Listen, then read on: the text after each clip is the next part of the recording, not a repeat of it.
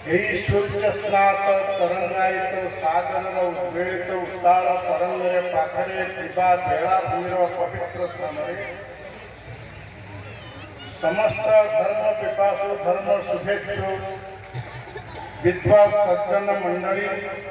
एवं सफल मार पणत कानी हिमालय पर्वत सम अत्यंत शीतल स्पर्श अच्छी थरे पिलार मुहरे बुले आनिले शतसिंहर बड़ पराक्रमता भितर सृष्टि हो जाए मुहूर्तक भितर आउ से तरवार धरिक युद्ध करने को बाहरी पड़ो। माता भवानी थिले आदर्श देवी भवानी थिले कुकर्मी कुबुद्धि कुदास कुलाचार हीन कदाचार लीन कुदृष्टि कुवाक्य प्रबद्ध सदा गतिष्ठं गतिष्ठं तमेका भवानी अनाथो दरिद्रो जरा रोगयुक्तो महाक्षीण दीन सदा जगते वक्र विपत्तो प्रविष्ट प्रणस्त सदा गतिष्ठं गतिष्ठं तमेका भवानी। भवानी के सामने जिजामाता बसी थे ए आको शंकराचार्य विरचित भवानीष्टकम गाउथिबे आखिर झर झर लुह से पिला पर संस्कार हवन। शिवाजी बाल्य जीवन एमती गढ़ी उठिला एवं विशाल सैन्य बाहिनी से तैयारी कले से सैन्य बाहिनी को से उद्बोधन देले दुनिया रे शिवाजी के भली आउ तीनटा वीर होइछे जे कि प्रथमे थिले साधारण सैन्य तापर हेले सेनापति एवं तापर हेले राजा सम्राट। शिवाजी भलिया ये आउ तीनटी किए ना जूलियस सीजर रोम साम्राज्य गढ़िया को प्रतिज्ञा करथिले अलेक्जेंडर विश्व विजयी हवा को प्रतिज्ञा करथिले एवं नेपोलियन सारा यूरोप को करायत्त करिया पे चेष्टा करथिले। शिवाजी भी सीमित सैन्य सैन्य सेनापति सेनापति विशाल साम्राज्य गढ़ी हिंदू स्वराज्य स्थापन करथिले किंतु फरक होचे कि सेमानक भीतर व्यक्तिगत महत्वाकांक्षा थिला मु राजा हेबी मु विश्व विजयी हेबी मु समस्त पर प्रदान करी तांकर शत्रु बहुत बाहर। शिवाजी आमर सेमिति नथिले शिवाजी के भीतर भावना थिला मो देश गढ़ी मो धर्म को संस्कृति को प्रस्थापित करी मो मातृजाता जाति को सम्मान देवी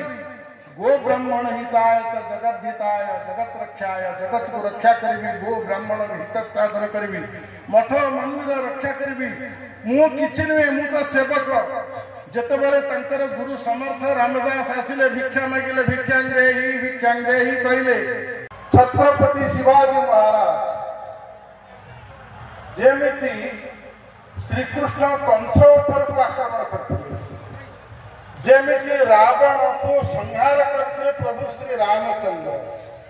सेमिति हिंदू कूल पीड़क सूर्य सम प्रबल प्रतापी महाप्रचंड छत्रपति शिवाजी देशर एक अति दुर्दिन समय देश जितेबाला मोगल शासन आमर धर्म संस्कृति इतिहास परंपरा को नष्ट भ्रष्ट विभ्रष्ट करुला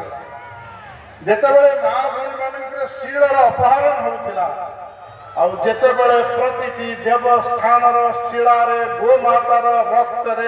से धोई होता एवं जितेबाला आमर ब्राह्मण पंडित मठ मंदिर इत्यादि समाज भुलुंठित होता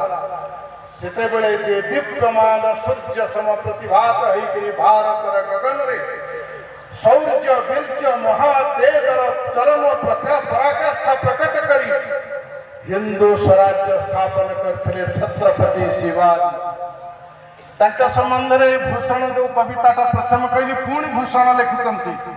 शिवाजी महाराष्ट्र भूषण उत्तर प्रदेश भूषण लिखुचंती पीरा पैगंबरा दिखाई देत सिद्ध की सिद्धाई जाती रही बात रब की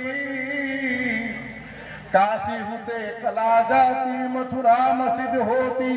अगर शिवाजी न होता तो सुन्नत होती सबकी। जदि यही शिवाजी न थांते ताले आमे आउ कई हिंदू होइकरी एठे न थांतु जेते मठ मंदिर सब ध्वंस हो जाई थांता कालर कराल कबल रे निष्पेषित होइकरी आमर यही पवित्र गंगेश्वर पीठरे अतीतरे थिबा एक सुंदर महादेव मंदिर जहाँकर पहाचरे समुद्र मथा पिटुला सी विधवी मानकर आक्रमण ध्वंस हो गला किंतु मंदिर सीना चलीगला लोकंकर हृदय भितर पीठ अच्छी लोकंकर हृदय भितर गंगेश्वर अच्छा पुणी जिते से भाव जागृत हम पुणी से प्रकटित हे विशाल भव्य मंदिर छड़ा हो समुद्र बेलाभूमि दिने जदि शिवाजी न होते ताले ये सब आहरी दुर्दशा बढ़ी जाता किंतु जदि जीजा माता न था ताले शिवाजी कौठू आसी था महाराणी लक्ष्मीबाई युद्ध कर महिषी महिला होती अनेक अनेक महिला युद्ध कर देश भारत वर्ष को वीर प्रसविनी कर अनेक लोक जानी ना जिते सिंधु प्रदेश आक्रमण है से सिंधु राजा जे दाहिर से युद्ध क्षेत्र में मरीगला तार राणी राणी बाई घोड़ा पर बसी 2 दिन 2 राति 48 घंटा विनिद्र रजनी दिन राति एक करी मात्र 15,000 सैन्य नहीं मोहम्मद बिन कासिम सम्मुख युद्ध करी शेष रे प्राण मिलदेला दुनिया गोटा सारा खोजी आसरे भली दृष्टांत उदाहरण मिलव नहीं पृथ्वी रे कोठी नहीं गोटे महिला 48 घंटा धरी युद्ध करी युद्ध क्षेत्र रे खाली सेतिक नुहे तंकर आखि फिटी नथिबा सिंह शावक भलिया 2टी किशोरी अनुड़ा कन्या सूर्याल परिमल तांकु बांधी नला मोहम्मद बिन कासिम जाइकरी खलीफा दरबार रे खलीफा झर झर होकर पुरुष होकर लुह झर होकर ये दुख को देखुरे तो आखिर ये उत्साहवाणी से सेमानक भीतर भर्ती करथिले एवं सेमानक कहिथिले नहीं आम लोभ अन्य देश परे स्वदेश रे सुख अति प्रचुर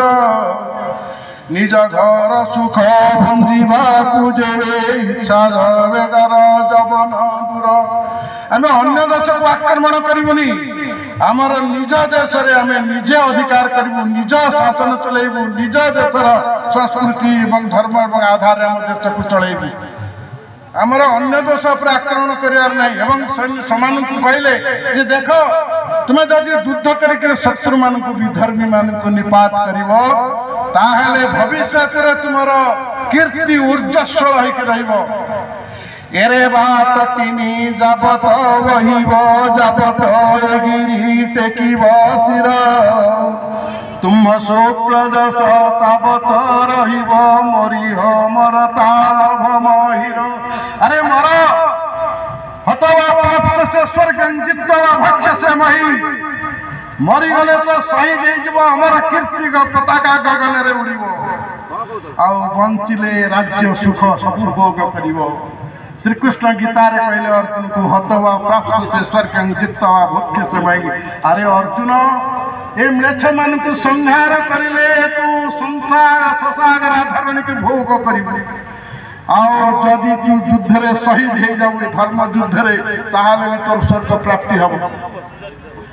तेणु यही वीर पुरुष दरकार।